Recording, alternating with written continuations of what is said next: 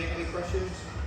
To be honest with you, those kind of attacks can be really hard to actually finish because the person can still kind of move around a little bit.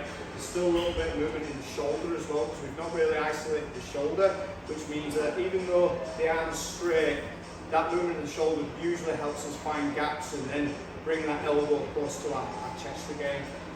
But I think it's a good position to get into a stronger submission. Okay, so again, always focus on my balance. Okay, I'm going to go to this position, but he knows the straight arm bar is going to come off. Okay, so he's going to hitch a ride. So he's going to take his thumb, so like he's hitching a ride. I don't know if he's ever, I mean, it's pretty professional, so maybe he has hitched a ride. Okay, but it's really, that's the kind of movement that we're after. See how I'm following the arm? So when he hitches the ride, he doesn't have to have his thumb up like that. Okay, so really off-putting. As he goes to hitch the ride without his thumb, okay, and you see how I'm following the arm. So I'm always keeping control of the top. You can grab the key, but for me, I'm just keeping this this kind of gable grip. Okay, so I'm not gripping like that, because if he hitches the ride, he goes against my thumb and clears my grip. Whereas if I keep my thumb together with my fingers, I can just follow. So he does the same thing, does it the same force, I can just follow. Okay, so I'm going to drop this knee so you can see what's going on.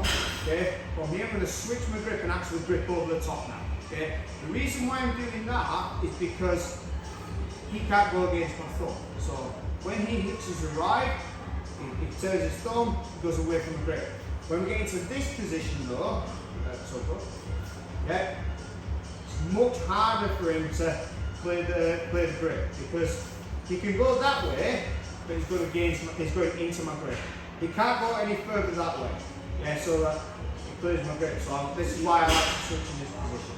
This leg is going to go over the top. You have to be really careful with this and do this nice and slow. Okay, so I'm going to push, take that leg over the top. I like to triangle my leg, and then from here I'm just going to take that arm back and just push my hip forward. Hit slowly. So this is a Americana paintbrush. It's working the exact same way as that submission. Okay, so